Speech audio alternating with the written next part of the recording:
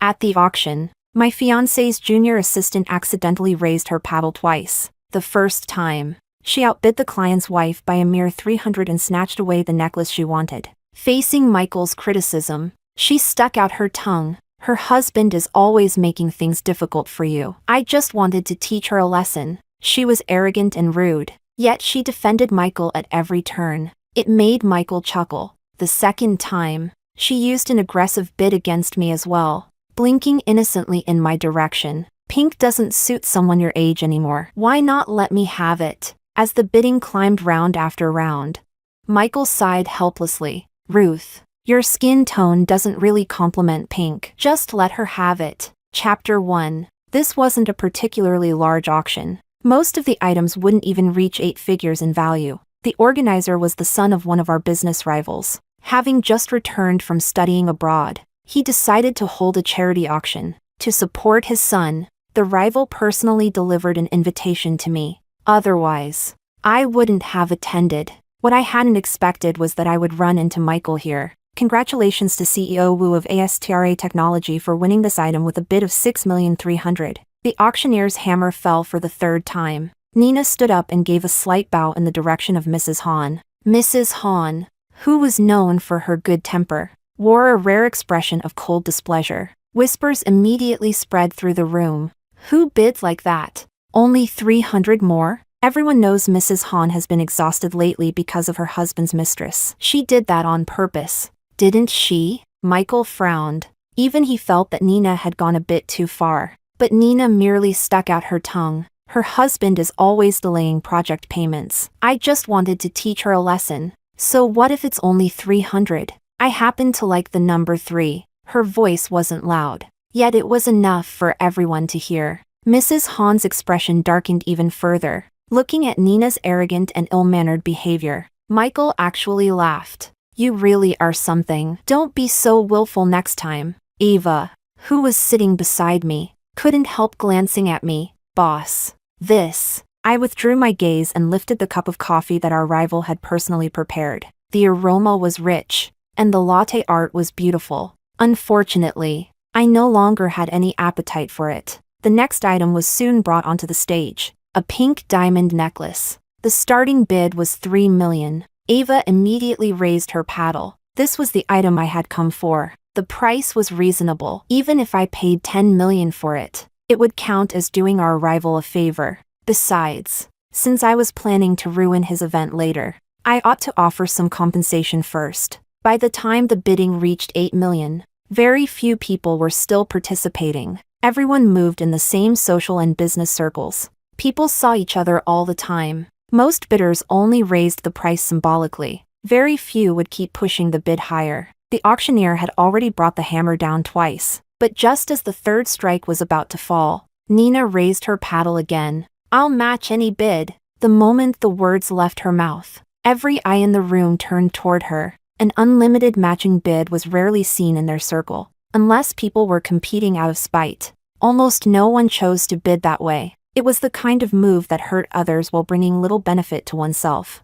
Nina tossed her hair and turned back to give me a provocative smile. CEO Ruth, pink isn't suitable for someone your age anymore. Why not let me have it? Chapter 2. Hearing Nina's words, Michael suddenly turned around. Only then did he realize that I was here as well. Everyone's attention shifted from Nina to me. I suddenly feel like a mistress is provoking the fiancé. Ruth and Michael are already engaged. So you're not wrong. No wonder that woman was targeting Mrs. Han. Turns out she's a homewrecker too. Just watch the show. Ruth isn't exactly known for having a good temper. My engagement to Michael was common knowledge in our circle. Back then, many people had envied his luck for managing to attach himself to me when his family business was on the verge of bankruptcy. And now, he was allowing his assistant to openly snatch things away from me in front of everyone. Ava glanced at me, but her hand never stopped moving as she continued bidding. 20 million, 30 million, 40 million.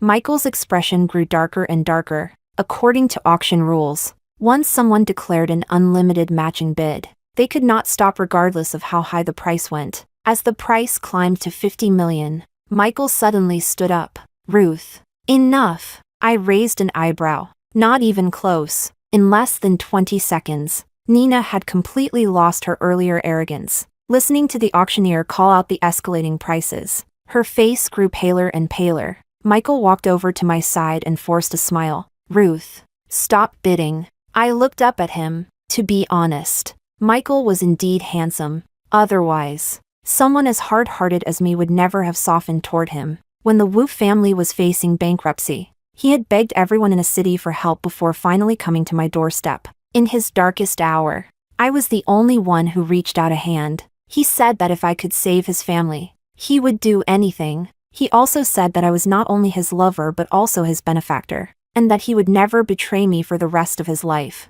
The man before me overlapped with the young man who had once knelt before me. Then the images separated. The shadow of that young man shattered completely. Seeing that I remained silent, Michael Wu gritted his teeth. "Ruth, your skin tone doesn't complement pink. Just let her have it." Smash!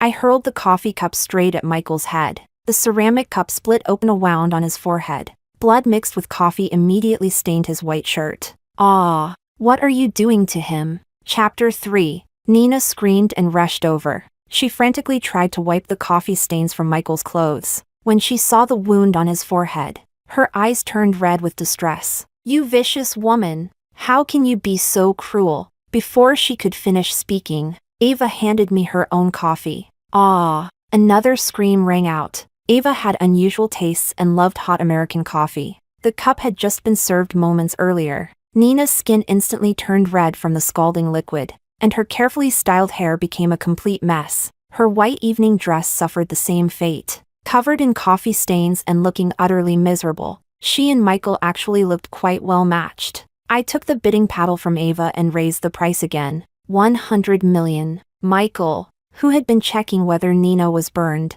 froze on the spot. Nina even forgot to cry. The two of them stared at me in shock. Whispers erupted around the room once again. Can someone really bid like that? Normally, at this price, proof of funds would be required. As long as Ruth passes verification, the bid is valid. The Wu family suffered serious losses a few years ago. I wonder whether Michael can even afford 100 million. Of course Michael could afford it, but only barely. Nina completely panicked and grabbed Michael's sleeve. "I don't want it anymore. I don't want it anymore." Michael's face turned ashen. No one wanted that necklace less than he did. But he knew the rules. Once the unlimited matching bid had been declared, there was no backing out. "Ruth, stop making things difficult for a young girl." I stood up with a smile. "Can't you tell? The one I'm making things difficult for is you." "Michael, either call the police and report someone for intentionally disrupting the auction, or pay." Hearing my answer, he clenched his fists. At the mention of the police, Nina began trembling in his arms. She bit her lip as though she had suffered some enormous injustice. Michael took a deep breath. The veins on his forehead bulged. Then he forced the words out through gritted teeth. "Fine, I'll pay." The auctioneer's hammer fell 3 times. Congratulations to CEO Wu of ASTRA Group for successfully winning the item. I raised my hand and applauded 3 times with a smile. "Congratulations, CEO Wu. My goal accomplished." Ava and I turned to leave, but unexpectedly, the Nina who had been crying moments earlier stepped in front of us and blocked our path. Chapter 4. "You can't leave. You assaulted CEO Wu and threw coffee on me. You have to pay the price for this." "I'm calling the police." I raised an eyebrow. I hadn't expected her to still have the nerve to stop me. Michael grabbed her arm. "Nina, stop making a scene." No one knew where Nina found the strength, but she shook Michael Wu off in one motion. "CEO Wu, how much longer are you going to put up with this?" Michael fell silent. I couldn't help laughing.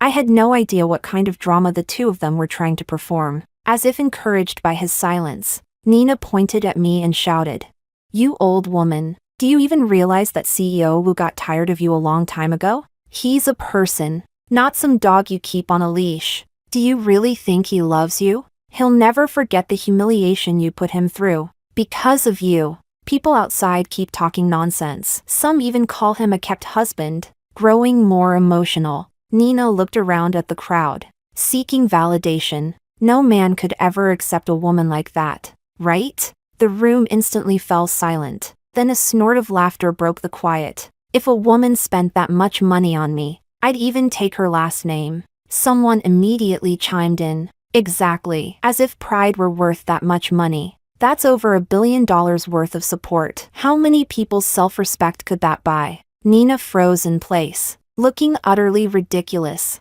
I glanced at Michael. His expression had become even uglier. We had been together for almost 4 years. I knew him well. He had always been a golden child, full of pride and confidence. Before the age of 23, he had never experienced any real hardship. Then bankruptcy shattered every ounce of his arrogance. Now, his pride had been pieced back together. He wanted to enjoy the benefits of living off someone else's wealth while pretending he wasn't. What he couldn't accept was having that fact stated openly to his face. By exposing the deepest insecurity hidden in his heart before so many people, Nina had done exactly that. Michael would never be grateful to her for it. Shut up!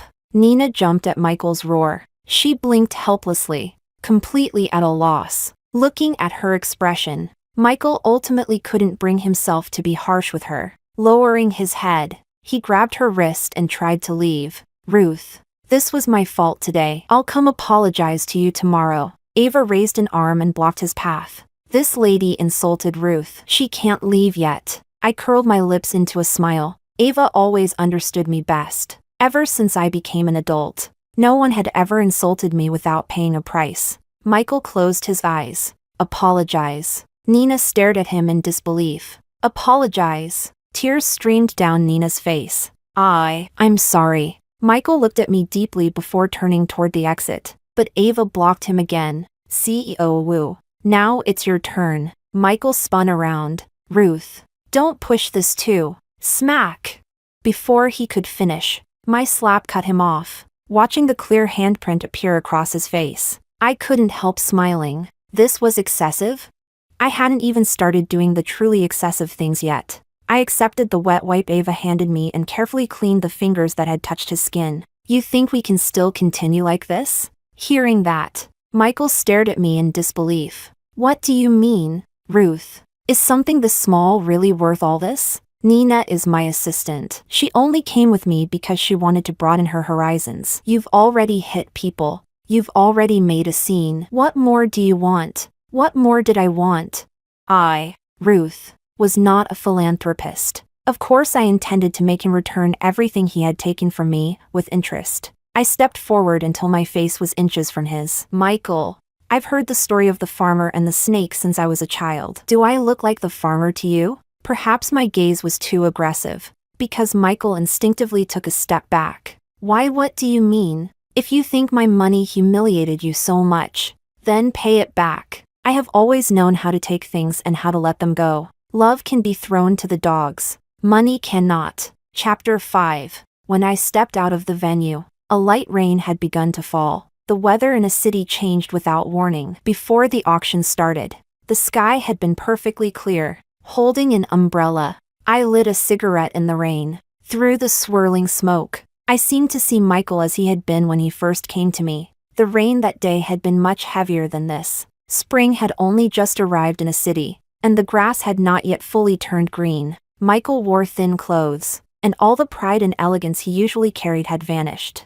He said nothing. He simply knelt at the entrance of my home. In truth, Michael and I had never been particularly close. Besides, I had only recently taken over the company at the time. My half-brother was watching me like a hawk. My own father was constantly setting obstacles in my path. Originally, I had no intention of helping him, but he had a brilliant mind and a handsome face. Michael knew exactly what he was doing. The fact that he had come to me meant he already knew we had shared similar experiences. When my father nearly drove the company into bankruptcy, I had begged others for help just as he was doing now. Only after being caught in the rain yourself do you think about holding an umbrella for someone else. Whether it was because of his looks or because I valued his talent, it didn't matter. Back then, I really had softened. I still remembered the way he looked when he made his vow. He said that if he ever betrayed me, he would die a miserable death. Ruth, the rain is getting heavier. Get in the car. Ava lowered the car window and called out to me. I stubbed out the cigarette and opened the door. Michael, it's time for you to face that miserable fate. Chapter 6. Terminate all cooperation with ASTRA Group. Recall everyone from the project teams. Have the marketing department prepare a statement. Michael spent $100 million on his mistress. I am heartbroken and have decided to end the engagement. And the Lee Group is officially severing all ties with ASTRA. Ava froze upon hearing my instructions. In business, I had always preferred moderation. Rarely did I act on impulse. Ruth, this will hit ASTRA hard, but we'll suffer losses too. I said nothing. Instead, I took a folder from the safe and handed it to her. I hadn't lied to Michael. I had witnessed the story of the farmer and the snake with my own eyes since childhood. That was why, the moment I decided to help him, I kept a backup plan. Every dirty thing Michael had done over the years was recorded in this folder. The gray areas, the black areas. Either way, none of it could withstand public scrutiny. He wanted to court disaster. I was willing to grant his wish. I tossed the folder to Ava. Tomorrow night, I'll probably be leaving on a business trip. Starting the moment I leave, release one file every 6 hours. Ava accepted the folder. The moment she saw what was inside, her eyes lit up. The admiration in her gaze deepened even further. I smiled and waved her away. Go on. I have a guest coming. Send her directly to my office when she arrives. Ava put away the folder. But just as she reached the door, she suddenly stopped. She seemed hesitant, yet her voice was both serious and unwavering. Ruth, I will always stand by your side. Looking at her expression, the smile on my lips faded. A rare warmth rose in my chest. In this cold battlefield of wealth and power, Ava was the only one who stayed beside me. Not long after she left, my guest arrived. This wasn't my first time meeting Mrs. Hahn. Years ago, when I attended a Hahn Group gala with Michael, we had exchanged a few conversations. She and CEO Hahn had built their empire from nothing. Together, they had created the business giant it was today. But everyone knew that if CEO Hahn weren't unwilling to lose half of his fortune in a divorce, they would have separated long ago. Mrs. Hahn had only one child, a daughter. Under the pretense of giving her opportunities, CEO Hahn had sent her to Germany to study when she was only in middle school. She stayed away from China. She had no contact with the company, and she studied art, a field with no relevance to the family business. CEO Hahn's intentions were obvious. He wanted to keep both mother and daughter away from everything connected to the Hahn Group so he could leave his fortune to his illegitimate son. What he hadn't expected was how exceptional Augustina Hahn would become. Without relying on a single cent from her family, she earned a doctorate in finance. Now, Mrs. Hahn wanted her daughter to return to China. CEO Hahn wanted her to remain abroad forever. The two sides were locked in a stalemate. Ruth, I'd like to discuss a partnership. Mrs. Hahn took a sip of tea. The warmth and friendliness she had deliberately displayed at the auction were completely gone. Her eyes were sharp and commanding. No woman who had come this far in life was ever simple. The Hahn Group had been Astra's largest client for the past 2 years. After I helped Michael survive the crisis, Astra underwent rapid reforms. It cut 40% of its traditional industrial operations and threw itself fully into the booming new energy industry. Within just 2 years, it developed top-tier batteries and secured a partnership with the Hahn Group. In this market, only the Hahn Group had enough demand to absorb such a massive battery supply. The moment that partnership ended, Astra would fall into trouble once again, and this time, it would be far worse than merely standing on the edge of bankruptcy. Ruth Lee, if this succeeds, the Lee Group will become the largest supplier. The new energy project had attracted countless greedy eyes, mine included. I had been watching this opportunity for a very long time. The market was only so large. As long as ASTRA survived, there would never be room for me to enter. I extended my hand and shook Mrs. Hahn's. Deal. Chapter 7. After seeing Mrs. Hahn off, I received a call from home. Get your ass back here immediately. Before I could say a word, my father hung up. Looking at the call log, my good mood vanished instantly. The Lee family estate was some distance from the city center. By the time I arrived, dusk had already fallen. A housekeeper was waiting outside. Welcome back, Mississippi. I glanced at her. She wasn't the same maid who had called me second miss last time. Inside the living room, my father, my mother, my younger sister, and my illegitimate half-brother were all present. Sitting together, they almost looked like a happy family of 4. Big sister sure is busy. Mom and Dad had to wait 3 hours for you. The moment I stepped inside, Jenny's sarcastic voice rang out. Naturally, I'm much busier than you. I shot back without even looking at her. My relationship with my sister had never been good. Jenny immediately turned to complain. Mom, look at her. Seeing her younger daughter upset, my mother quickly scolded me. Ruth, can't you say something nicer to your sister? Chapter 8. I lifted my eyes and looked at my mother. It had been almost a year since we last saw each other. After an entire year, that was the first thing she said to me. To tell me to be nicer to Jenny. Fine. I'll say it again. My time is valuable. Unlike you useless people, I don't have endless free time. So if you have something to say, say it. If you have something to fart out, get it over with. Enough. My father shot to his feet. Pointing at me, he erupted in fury. I don't have a daughter like you. Look at what you've done. If your mother hadn't stopped me, I'd have beaten you today. I raised an eyebrow, genuinely curious about what great crime I had supposedly committed. The whole city is talking about what happened between you and Michael.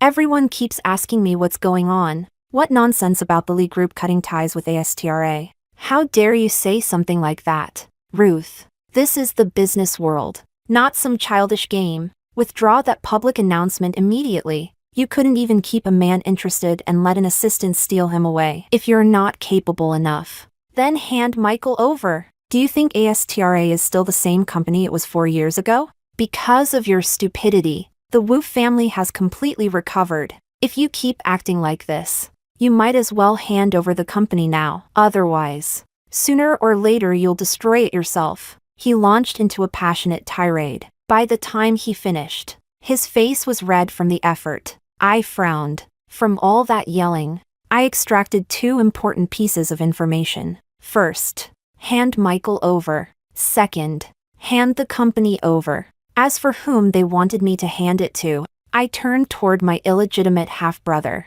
Cole, who had remained silent ever since I entered. It seemed the company was meant for him. Noticing my gaze, Cole coughed lightly. Ruth, you really made the wrong move this time. When you lose, you have to accept it. My eyes slowly swept over him from head to toe. A custom-made suit, hair perfectly combed, leaning back in his seat with his fingers interlocked, looking as though everything were under his control, and perched on his face was a pair of gold-rimmed glasses. I had no idea where he learned this cliché CEO look. Did he think dressing like that would make him a real CEO?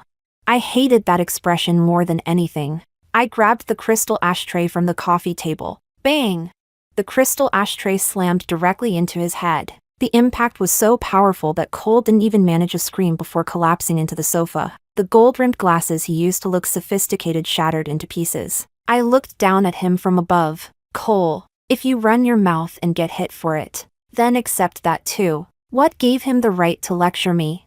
Everyone in the living room was stunned. They hadn't expected me to actually resort to violence. Jenny shrank into my mother's arms in fright. The ferocity my father had shown toward me vanished instantly as he rushed over to check Cole's injury. After all, this was his only son, the one he was counting on to reclaim the family fortune. If I had knocked him stupid, all their plans would be ruined. Looking at the 4 of them, I tossed aside the ashtray. Oh, and one more thing. You can stop dreaming about having Coley parade around under the Lee family name and scam his way into opportunities. Both you and your precious son have already been blacklisted across the entire industry. And that Miss Lou Cole has been courting recently? I'll make sure the Lou family learns exactly what kind of person he really is. You walked that path yourself, so don't even think about letting your son walk it too. My father pointed at me, trembling with rage. You ungrateful monster. Are you trying to destroy your own brother? I shook my head. Then I answered,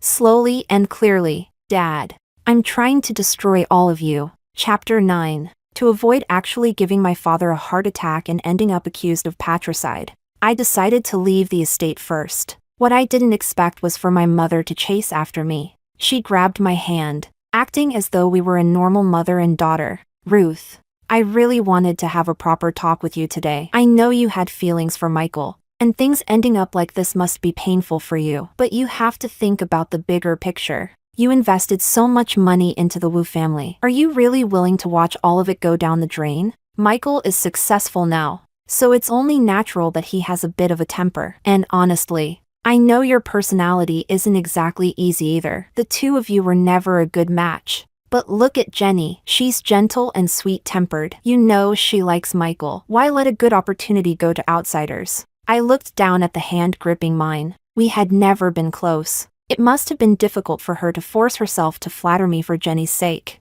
Mom, do you remember that today is my birthday? My mother froze. She clearly hadn't expected that question. A trace of regret flashed through her eyes, followed by panic. I'm sorry. Mommy's just been so busy. Tell me what you want, and I'll buy it for you. The corner of my mouth curled upward. Today isn't my birthday. Under her stunned gaze, I pulled my hand free. Then I stepped on the accelerator and drove away from that disgusting place. My parents didn't love me. I had known that for a long time. In families like ours, unhappy marriages were usually the result of business arrangements. But my family was different. My parents had married for love. My mother fell in love with my father at first sight and became obsessed with him. For his sake, she even defied my grandparents and secretly registered their marriage. Back then, my grandfather's family held immense power. With my grandfather's support, my father, a former illegitimate son himself, secured the inheritance rights to the Lee Group. At the time, my parents were deeply in love. They had 2 daughters within 3 years. Unfortunately, good times never lasted. As my grandfather's influence faded, so did their love. My father became increasingly impatient. At first, he simply spent more time at business functions. Later, he stopped coming home at night. Eventually, he brought other women into the house. My mother had grown up as a pampered heiress. Naturally, she refused to accept her husband's betrayal quietly. She caused scenes at home. She caused scenes at his company. As time went on, my father started avoiding her, and in a desperate attempt to attract his attention, my mother deliberately locked me outside the house. It was 18 degrees below zero, the coldest period of the year in a city. Unfortunately, her dramatic sacrifice achieved nothing. My father never even received the message. I spent half the night freezing outdoors. The next morning, when my mother found me barely alive, she finally woke up to reality. She completely gave up on the marriage and decided to leave. At the time, I was genuinely happy for her. I ran around helping her pack her luggage. I thought we were finally leaving that place together. But she only took Jenny. After that, one woman after another moved into the house as its new mistress. I remained behind alone, carefully, quietly, surviving in that household by myself. Perhaps heaven really does have eyes. When I turned 20, a major Lee Group project collapsed. The company's cash flow broke. The entire business stood on the edge of bankruptcy. To avoid taking responsibility, my father transferred the company into my name beforehand. Then he took the money and fled overseas with his mistress and illegitimate son. Back then, my father never imagined that I would be able to save the Lee Group. By the time he realized what I had accomplished, it was already far too late. Chapter 10. When it came to my parents, I had never truly been ruthless. But since they had enjoyed enough good days, then none of them would get to enjoy any more. My mother had never worked a day in her life. She and Jenny spent extravagantly. The money my grandfather had left them had long since been exhausted. For years, they had been living off my credit cards. I canceled all of their supplementary cards and kicked them out of my villa. Ava personally led people to inventory everything piece by piece. Jewelry, designer handbags, luxury shoes. Anything purchased with my money stayed behind. My mother and Jenny screamed, cried, and threw tantrums after the bodyguards tossed them outside. They even tried to cause trouble at my company. Unfortunately, they couldn't even get through the front gate. As for my father's side, that was much simpler. Cole's company had only just gotten off the ground. After I released the news, not a single company dared to cooperate with him. Miss Liu refused even to meet him after learning his true background. With a little encouragement from me, his former friends eagerly added insult to injury. The blow proved too much for my father. He collapsed from the stress and ended up bedridden. Cole, however, wasn't the type to sit quietly. He secretly aligned himself with Michael, But Michael was having troubles of his own and had no spare energy to help him. That 100 million had practically emptied his accounts. Astra's next major payment wouldn't arrive until the following quarter. I heard he had rushed to sell several luxury cars, just when he managed to ease the immediate crisis. Even bigger problems exploded within the company. We exposed Astra's tax evasion, bribery, bidding irregularities, and bid rigging schemes. Any one of those scandals was enough to keep Michael busy for a long time. Now the entire internet was calling him an ungrateful snake, calling Astra an ungrateful company. Several executives and shareholders who were active online were dragged into the controversy as well. Michael was young. There had always been shareholders who resented him. Now that he had created such a massive scandal, those dissatisfied shareholders finally united against him. Some even wanted to sacrifice him to protect the company, making him take all the blame alone. If not for the project he held with CEO Han, Michael would have already been suspended by the board. Ava told me that Michael had been coming to the company every day. When he couldn't see me, he simply waited outside. Several young women in the secretary's office had begun to sympathize with him. Do you think he finally realizes he was wrong? I couldn't help laughing when Ava said that. He didn't realize he was wrong. He realized he was finished. By the time I returned to a city from my business trip, half a month had passed. At a Han Group gala, I saw Michael again. He had lost a noticeable amount of weight. Dark circles shadowed his eyes. Gone was the confident and successful man from 2 weeks ago. Now he stood on the edge of the crowd, isolated and somewhat pathetic.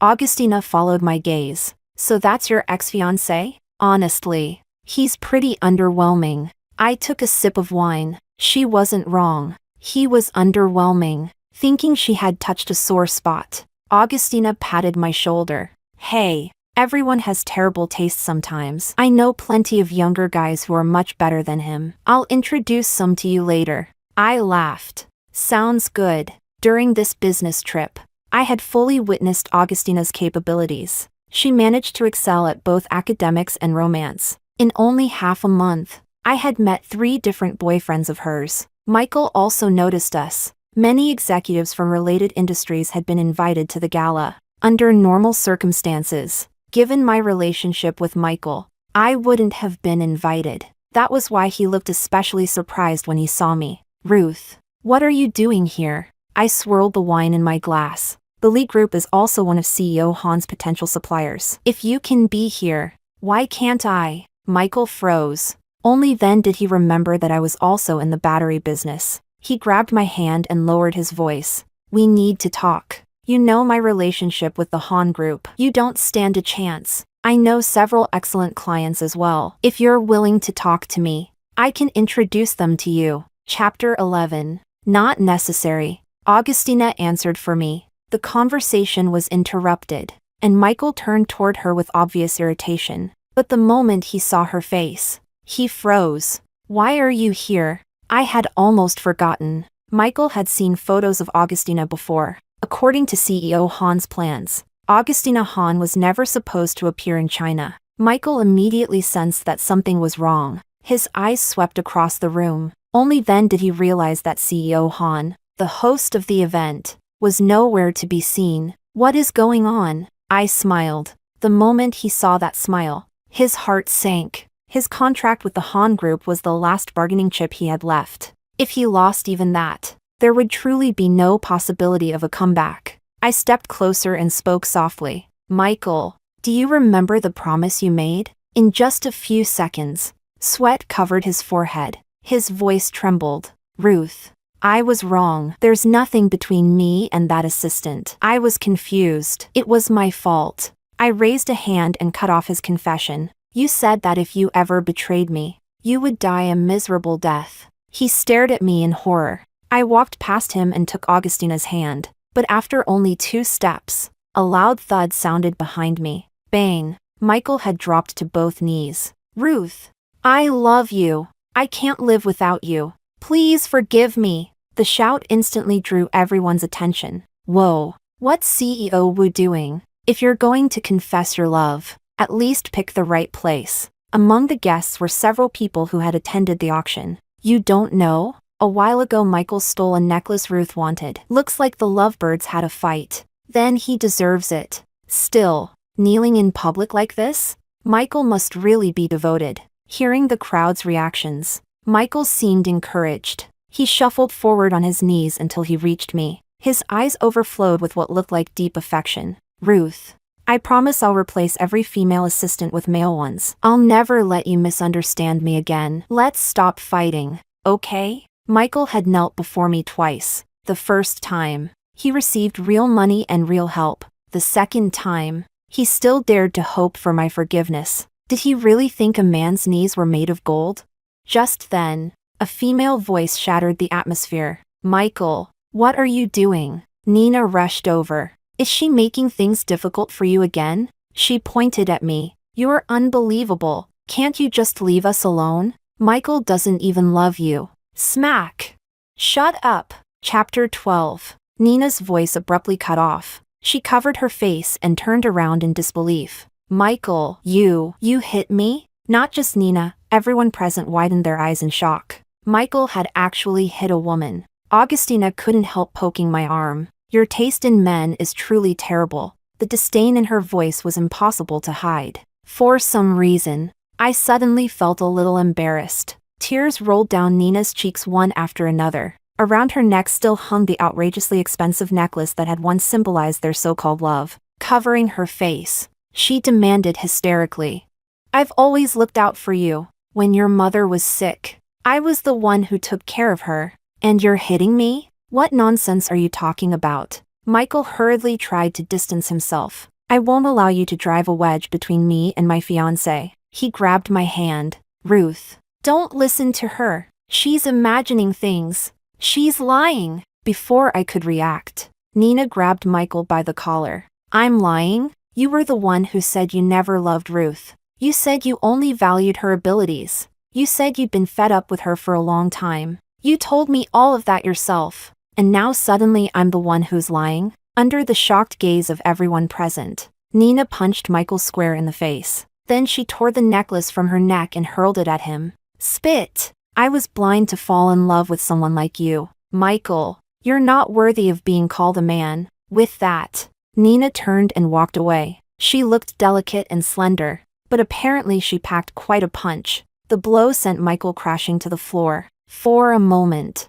the banquet hall was so silent it was almost frightening. I crouched down and looked at Michael's bruised and battered face. Ruth, he raised a hand toward me. Just like 4 years ago, he wanted me to pull him back up. The corner of my lips lifted. For the first time in a long while, I smiled at him. Michael, it's time for you to face that miserable fate you promised yourself. Chapter 13. The banquet continued. Security escorted Michael out. CEO Han never appeared throughout the entire event. Augustina represented the Han group from beginning to end. Before the banquet concluded, she officially announced that the Han group would terminate its partnership with ASTRA and begin cooperating with the Lee group instead. Everyone present was sharp enough to read between the lines. After witnessing the spectacle at the beginning of the evening, they all understood what had happened. Not a single person mentioned Michael's name again. Instead, they all congratulated me. The day after the announcement became public, Michael was suspended for damaging the interests of ASTRA Group